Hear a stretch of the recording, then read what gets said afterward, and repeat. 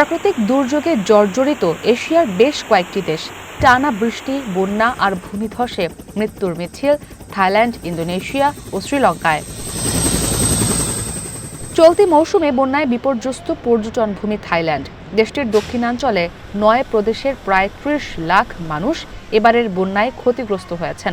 এখন পর্যন্ত প্রাণ গেছে অন্তত ৮২ জনের।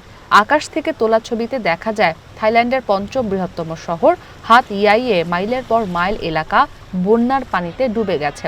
এই শহরে একদিনে ৩৩৫ মিলিমিটার বৃষ্টিপাত রেকর্ড করা হয়েছে, যা ৩০০ বছরের মধ্যে সর্বোচ্চ। আপনার জন্য অবকাশ যাপনের আর বিনিয়োগের সেরা পছন্দ হতে পারে সল্ট বে, যেখানে বিলাস আর প্রশান্তি মিলেমিশে একাকার। বন্যায় ক্ষতিগ্রস্তদের সহায়তায় এরই মধ্যে ত্রাণ তৎপরতা জোরদার করেছে থাইল্যান্ডের সেনাবাহিনী। অন্তত ২০টি হেলিকপ্টার, উড়োজাহাজ ও ট্রাকের মাধ্যমে খাদ্য ও ওষুধ সরবরাহ করা হচ্ছে।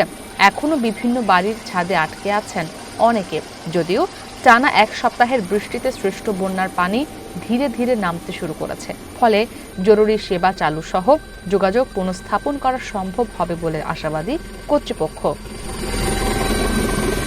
থাইল্যান্ডের পাশের দেশ ইন্দোনেশিয়ার সুমাত্রা দ্বীপে ঘূর্ণিঝড়ের কারণে সৃষ্ট বন্যা ও ভূমিধসে মৃতের সংখ্যা বেড়ে দাঁড়িয়েছে প্রায় ১০০ জনে। নিখোঁজ রয়েছেন বহু মানুষ।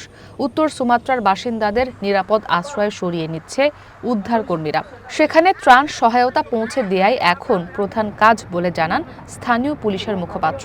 তবে কিছু এলাকায় যাতায়াত ও যোগাযোগ বিচ্ছিন্ন থাকায় ব্যাহত হচ্ছে উদ্ধার কাজ। আবহাওয়া ভালো হলে হেলিকপ্টারের সহায়তায় ক্ষতিগ্রস্ত এলাকায় সহায়তা পৌঁছানো সম্ভব বলে জানিয়েছে কর্তৃপক্ষ। ইন্দোনেশিয়ার পশ্চিমাঞ্চলের আচেহ প্রদেশেও ভারী বর্ষণে বন্যা ও ভূমিধস দেখা দিয়েছে। সেখানে বসবাসরত প্রায় ১৫০০ মানুষকে নিরাপদ আশ্রয় নেওয়া হয়েছে। বিদ্যুৎ সরবরাহ বিচ্ছিন্ন রয়েছে বেশ কিছু এলাকায়। এর আগে চলতি মাসেই মধ্য জাভায় বৃষ্টির কারণে ভূমিধসে নিহত হন কমপক্ষে ৩৮ জন, নিখোঁজ ১৩ জন। এছাড়া বন্যায় দিশেহারা এশিয়ার আরেক দেশ শ্রীলঙ্কা।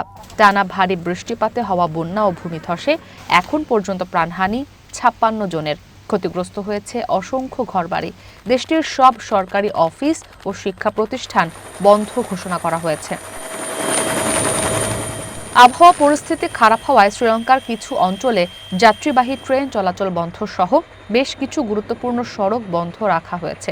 দেশটির দুর্যোগ ব্যবস্থাপনা কেন্দ্র জানায়, বন্যায় পাহাড়ি চা উৎপাদন অঞ্চল বদুল্লা ও নুয়ারা এলিয়া এলাকা সবচেয়ে ক্ষতিগ্রস্ত হয়েছে। বদুল্লায় ভূমিধসে একটি মহাসড়ক পুরোপুরি বন্ধ হয়ে গেছে। ইসরাত মুক্তি, ওয়ান ইন্টারন্যাশনাল ডেস্ক।